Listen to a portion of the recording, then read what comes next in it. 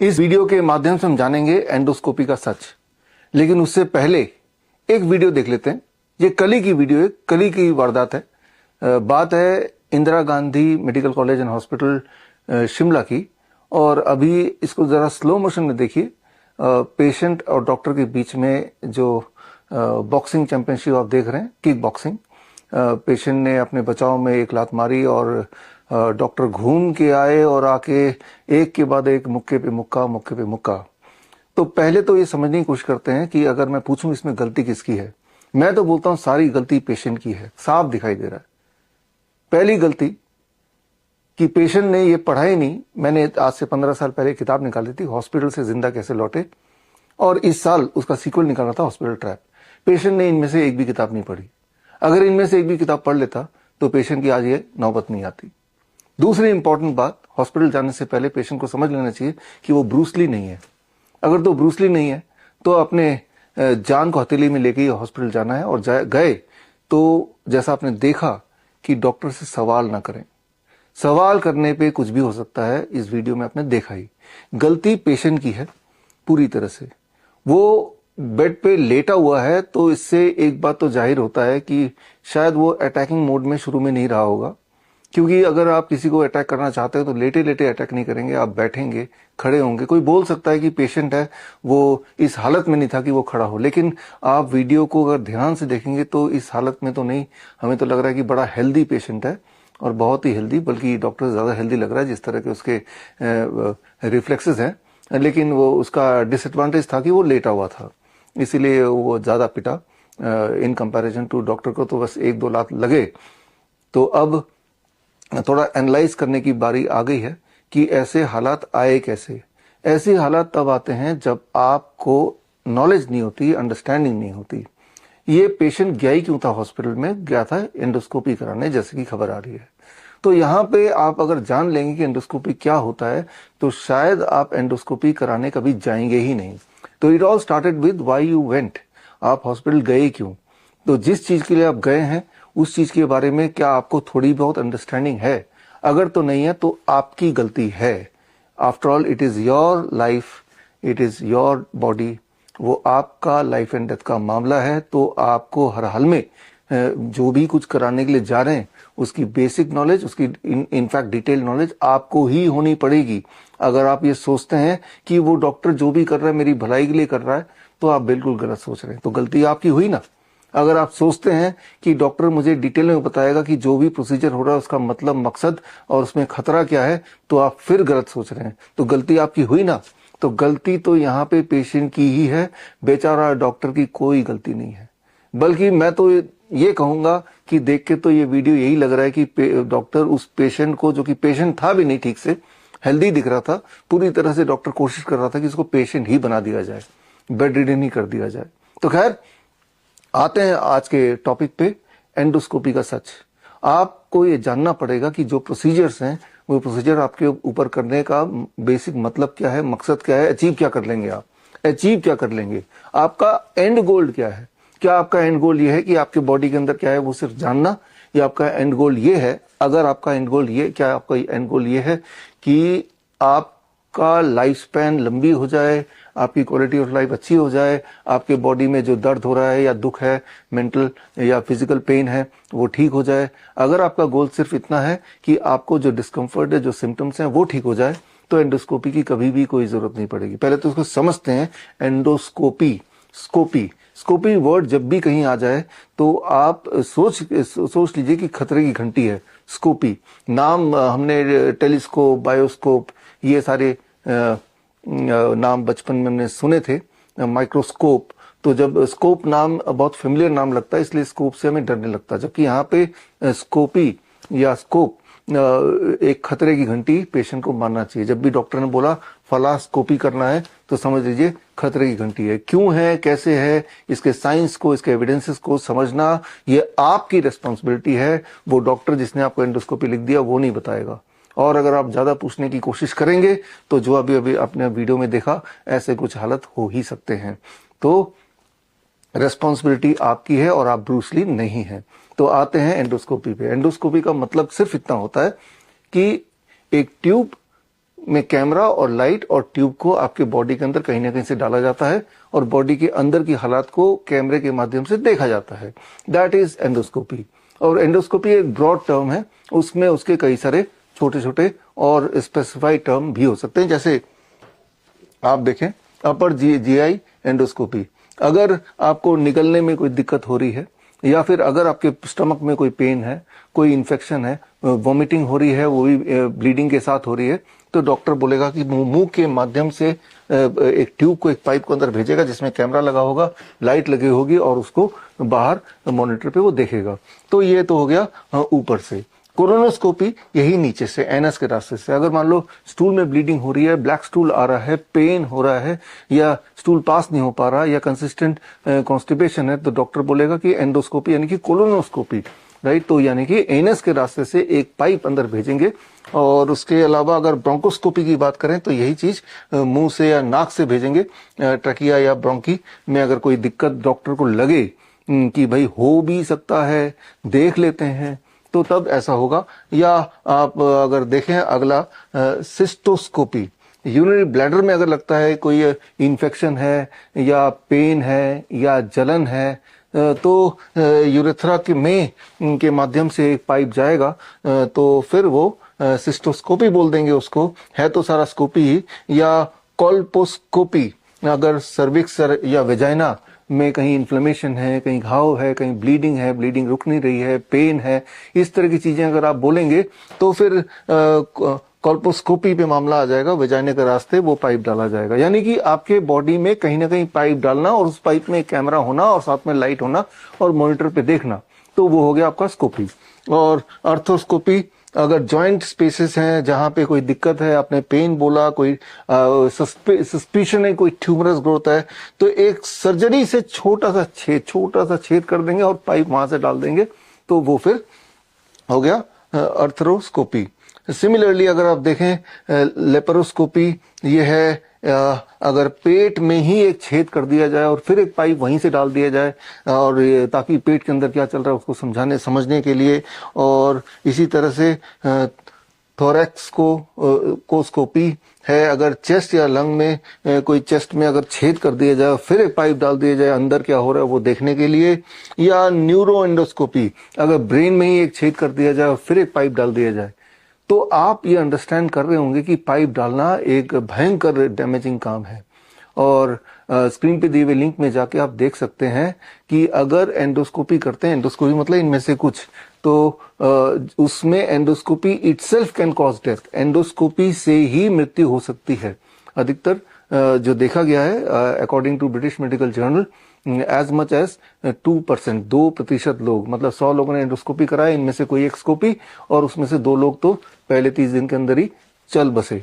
तो खतरा है, डेंजर काफी ज्यादा है। इंटरनल ब्लीडिंग हो जाती है और इसमें टिश्यू रप्चर हो जाते हैं या इंटरनल ऑर्गन में छेद हो जाता है और इन्फ्लेमेशन हो जाता है, इन्फेक्शन फैल जाता है। और खास तौर पे एंडोस्कोपी कराते वक्त जो एनेस्थीसिया दिया जाता है वो एनेस्थीसिया कार्डियक रिदम को सप्रेस कर देता है, जिससे कार्डियक अरेस्ट, हार्ट अटैक या निमोनिया लीडिंग टू डेथ, ये सारे इनके भयंकर साइड इफेक्ट है। सारे लोग नहीं मरेंगे, अधिकतर अगर मान लेते हैं 100 में से 2 ही मरेंगे, लेकिन जो 98 बच गए, ऐसा नहीं कि उनके लिए एंडोस्कोपी सेफ रहा।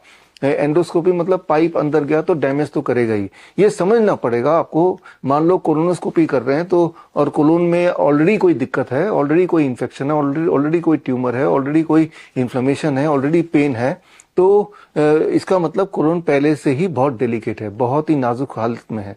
उस नाजुक स्थिति में अगर एक प्लास्टिक का एक ट्यूब अंदर डाल देंगे तो वो और नाजुक बनेगा और उसमें कहीं ना कहीं घाव होता चला जाएगा, जिससे उस पेशेंट की कॉम्प्लिकेशन घटेगी नहीं, उल्टा और बढ़ जाएगी। इस चीज को आप अंडरस्टैंड करना आपको करना ही पड़ेगा। और सिमिलरली अगर मुंह से भी कोई पाइप डालेंगे और आप एब्सोल्युटली हेल्दी हैं भी, तब भी नए घाव बन सकते हैं, नए इन्फ्लेमेशन हो सकते हैं, अल्सर बन सकता है या बन जाता है, और जिससे एक नई बीमारी आ गई। जो प्रॉब्लम थी वो तो थी, सिर्फ उसको देखने के बहाने डॉक्टर ने एंडोस्कोपी के माध्यम से एक नई बीमारी पैदा कर दी, and that can be more dangerous than the original disease जिसके लिए आप डॉक्टर के पास गए थे।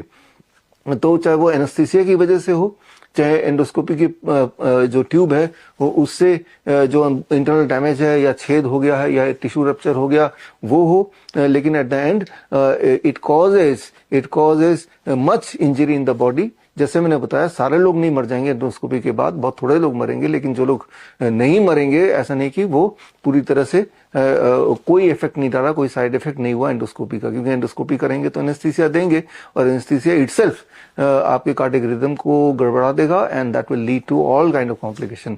जो भयंकर भयंकर कॉम्प्लिकेशन है वो डॉक्टर कभी नहीं बताएंगे, और इसको जानना आपकी खुद की रिस्पॉन्सिबिलिटी है। It is about your health. इसीलिए तो स्क्रीन पे दिए हुए लिंक में जाके आप जो रिसर्च पेपर्स हैं वो पेपर देखेंगे, उसे पढ़ेंगे तो आप समझ जाएंगे कि एंडोस्कोपी कभी भी किसी को नहीं कराना चाहिए। डॉक्टर कब बोलेगा एंडोस्कोपी के लिए? जैसे मैंने बताया, अगर इंटरनल ब्लीडिंग हो रही है, स्टूल से ब्लड निकल रहा है, या ब्लड की वॉमिटिंग हो रही है, या स्टमक में कंसिस्टेंट पेन हो रहा है और वो जा ही नहीं रहा है, तो फिर ऐसे कंडीशंस में, ऐसे कुछ कंडीशंस में डॉक्टर बोलेगा चलो जी अंदर कैमरा डाल के देख लेते हैं। तो यहाँ पे एक सवाल आपका आएगा कि अगर हम एंडोस्कोपी नहीं करेंगे तो हमें पता कैसे चलेगा कि दिक्कत क्या है? देखिए, आपका गोल पता करना नहीं, और पता तो चल ही रहा है कि ब्लीडिंग हो रही है तो कहीं ना कहीं तो कुछ गड़बड़ है, पेन हो रहा है तो कहीं ना कहीं इन्फ्लेमेशन होगा या इन्फेक्शन होगा या ट्यूमरस ग्रोथ होगा, इन्हीं 3-4 चीजों में से कोई ना कोई होगा। तो पता तो आपको चल गया है, लेकिन आपको ये पता और करने की जरूरत नहीं उसका साइज क्या है, उसका डायमेंशन क्या है, वो किस एरिया में है। वो उतना घुस के पता करने के बहाने और ज्यादा नुकसान कर बैठते हैं। तो आपका गोल ये होना चाहिए कि जो मेरा अंडरलाइन कंडीशन अभी है, जो मेरे सिम्टम्स हैं वो ठीक हो जाने चाहिए। यानी कि ब्लीडिंग अगर है तो वो रुक जानी चाहिए, पेन है वो खत्म हो जानी चाहिए, वॉमिटिंग है ब्लड का वो खत्म हो जानी चाहिए। तो गोल शुड नॉट बी कि ये पता करो वो क्या है, क्योंकि पता करने का प्रोसेस इटसेल्फ एक नई बीमारी ले आता है। तो ये आपको समझना पड़ेगा। एंडोस्कोपी के लिए कभी भी यस मत बोलिए, always say no to it, और फोकस इस पे होना चाहिए कि हम इसको ठीक कैसे करें। और मैं आपको यहाँ पे ये बता दूं, ठीक करने के लिए एलोपैथी में कोई दवाई है ही नहीं। ज्यादा कोई पेन किलर दे देंगे तो पेन का सेंसेशन थोड़ी देर के लिए वो रुक जाएगा, लेकिन वो दवा के असर खत्म होने के बाद वो पेन अपनी जगह पे दोबारा आ जाएगा। और ज्यादा पेन किलर देंगे तो फ्रेश अल्सर पैदा करेगा और एक नई बीमारी तो पैदा कर ही देगा। ये तो सब आपको पता ही है। तो करना क्या होगा? नेचुरोपैथी में, आयुर्वेद में, पंचकर्मा में ऐसे कई सारे टेक्निक्स हैं जिससे आप स्लोली जो बॉडी के अंदर इन्फ्लेमेशन आया, बॉडी के अंदर जो घाव आया, मान लो आप निगलने में समस्या है तो मान लो बोल सकते हैं कि इसोफेगस में कोई छोटा मोटा ट्यूमर आ गया, तो नेचुरली जिस तरह से वो आया है वैसे ही नेचुरली उसको जाना होगा। और वो तब जाएगा जब आप एक ऐसा एनवायरनमेंट देंगे जिस एनवायरनमेंट में ट्यूमरस ग्रोथ हो नहीं सकता, जिस एनवायरनमेंट में वो ब्लीडिंग जो हो रही है वो अपने आप ही बॉडी उसको रिपेयर कर पाए। तो ये सारी चीजें आपको करनी पड़ेंगी। उसमें कुछ बातें जो बहुत ही मुख्य हैं, उनमें नंबर 1 कि don't eat after 6 PM, right. सूर्यास्त के बाद कुछ खाओ मत। तो आपने, और अगले दिन 8 बजे के बाद खाओ, सुबह 8 बजे के बाद, तो आपने 12-14 घंटे दे दिए अपने बॉडी को। वो जो रेस्टिंग पीरियड है जब आप कुछ नहीं खा रहे हैं, that is the time when the body will start healing. चाहे वो ट्यूमर है, चाहे वो अल्सर है, चाहे वो इन्फेक्शन है, चाहे वो इन्फ्लेमेशन है, which is leading to internal problem, which is leading to all kind of pain, all kind of bleeding, वो बड़ी तेजी से ठीक होता है। Number 1। Number 2, be on DIP diet. DIP diet is largely 70% of raw vegetables and fruits. और याद रखिए, इससे all kind of infection, all kind of inflammation, all kind of ulcer या ट्यूमरस ग्रोथ, उसको रोकने में, उसको स्टेबलाइज करने में मदद करती है।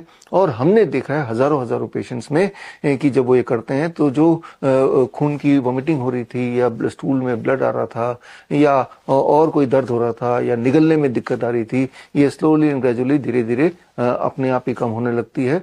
और 7 से 10 दिन में पेशेंट को आराम मिलना क्लियरली दिखाई देने लगता है। तो that should be the approach. ये जो मैंने आपको बताया, इसको अगर आपको ठीक से समझना है तो आप मेरी किताब पढ़ सकते हैं, world's best the DIP diet, या फिर आप मेरी किताब पढ़ सकते हैं हॉस्पिटल ट्रैप। हॉस्पिटल ट्रैप के फर्स्ट पार्ट में कैसे हॉस्पिटल में आपको फंसाया जाता है, और सेकंड पार्ट में कैसे उससे बाहर निकलना है, वो भी घर बैठे, बिना मुझसे मिले, बिना हमारे डॉक्टर BRC क्लिनिक @home, हमारे पूरे देश में करीब 700 से अधिक क्लिनिक्स हैं, वहां भी जाने की जरूरत नहीं। क्योंकि वहां जाएंगे भी तो वो भी यही करने बोलेंगे जो मैं ऑलरेडी इस वीडियो में बता रहा हूँ, वो भी वही करने बोलेंगे जो हमारी बुक हॉस्पिटल ट्रैप में लिखा ही गया है। उसको पढ़ के भी आप खुद ब खुद कर सकते हैं, और हजारों लाखों पेशेंट्स तो ऐसा करते ही हैं। तो या आप भी उनमें से एक हो सकते हैं, तो मैं स्ट्रांगली रिकमेंड करूंगा कि हॉस्पिटल ट्रैप बुक आप ज़रूर पढ़ें और स्क्रीन पे दिए हुए लिंक में जाके वो फ्री डाउनलोड कर सकते हैं। ऑल्दो अमेजन, फ्लिपकार्ट, मीशो हर जगह पे अवेलेबल है, लेकिन फ्री में खरीदना लेना हो तो मेरे वेबसाइट से तो डाउनलोड हो ही सकता है, फ्री डाउनलोड। तो आपको अपना खुद का डॉक्टर बनना पड़ेगा, और खुद के डॉक्टर को बनने के लिए बेस्ट तरीका है कि आप मेरा 3 महीने का जो ऑनलाइन ट्रेनिंग प्रोग्राम है, सर्टिफिकेशन इन इंटीग्रेटेड मेडिसिन, CIM, सर्टिफिकेशन इन इंटीग्रेटेड मेडिसिन, ये 3 महीने का ऑनलाइन ट्रेनिंग प्रोग्राम आप ज्वाइन करें। इसमें 12 क्लासेस हैं, हर संडे को 2 घंटे की क्लासेस, और जिसमें हम सेल्फ डायग्नोसिस कैसे करें और डायग्नोसिस की बेसिस पे डाइट प्लान कैसे बनाएं, पंचकर्मा थेरेपी कैसे डिसाइड करें, या 0 वोल्ट थेरेपी है, या फिर ग्रैट सिस्टम है, या फिर डैन प्रोटोकॉल है, ऐसे कई सारे प्रोटोकॉल्स हैं, या छोटे इंपॉर्टेंट टेक्निक्स जैसे एक्यूप्रेशर के कुछ पॉइंट्स हैं, जिनको जानने के बाद आपको पता चल जाएगा कि आपकी जो निर्भरता है, जो आपको लग रही है कि हॉस्पिटल पे है, वो निर्भरता शून्य हो जाएगी। तो एक तो आप अपने डॉक्टर बन जाएंगे, दूसरा जो वीडियो इस आज मैंने दिखाया आपको, उस वीडियो ऐसे जाल में फंसने से भी बच जाएंगे। So I strongly recommend that those who want to become their own doctor, they must join CIM, certificate integrated medicine का अगला बैच जनवरी से शुरू हो रहा है, आप उसे ज्वाइन कर सकते हैं। और अगर आपको कोई दवाई बनानी है अपने लिए, तो याद रखिए दुनिया की जो बेस्ट दवाई है दैट इज नीम। नीम एक तरफ और दुनिया की सारे एलोपैथिक दवाइयां एक तरफ, इसीलिए अंग्रेज इसको विलेज फार्मेसी बोला करते थे। तो हमारा नीम पे एक एक्सक्लूसिव ट्रेनिंग प्रोग्राम है, 1 महीने का 1 मंथ ऑनलाइन सर्टिफिकेशन, सर्टिफाइड नीम थेरेपी प्रैक्टिशनर्स कोर्स, यानी कि नीम का छाल, नीम के पत्ते और नीम के तेल, इनके कॉम्बिनेशन से आप दुनिया की हर तरह की मेडिसिन बना सकते हैं, बना पाते हैं। खास तौर पे पाइल्स के पेशेंट के लिए, खास तौर पे इंटरनल ब्लीडिंग के पेशेंट के लिए, खास तौर पे अल्सर के पेशेंट के लिए, या ऐसे पेशेंट जिनका ट्यूमरस ग्रोथ बाहर से दिखाई दे रहा है, या कोई ऐसी इंजरी जो हील नहीं हो पा रही है, तो या कंसिस्टेंट स्टमक एक है जो जा ही नहीं रहा, भयंकर तरह से पेन हो रहा है, तो उस हर तरह के लाइफस्टाइल ओरिएंटेड डिजीज जैसे BP है, शुगर है, किडनी फेलियर है, इन सब में नीम का तेल, नीम का छाल का पाउडर और नीम के पत्ते का पाउडर, इनके कॉम्बिनेशन से you can make your own customise medicine. और वो मेडिसिन जो घर पे बनाएंगे, नीम के पेड़ से पत्ते तोड़ के लाएंगे, ये एक अपने आप में बड़ी यूनिक ट्रेनिंग है। तो ये 1 मंथ ऑनलाइन ट्रेनिंग प्रोग्राम 2 जनवरी से अगला बैच शुरू हो रहा है, और इसके बाद आपको ये पता चलेगा कि दुनिया में अब और किसी दवाई की जरूरत नहीं है, अगर आपके पास नीम की नॉलेज है। और नीम का पेड़ तो जाहिर सी बात है आपके घर के आसपास होगा ही।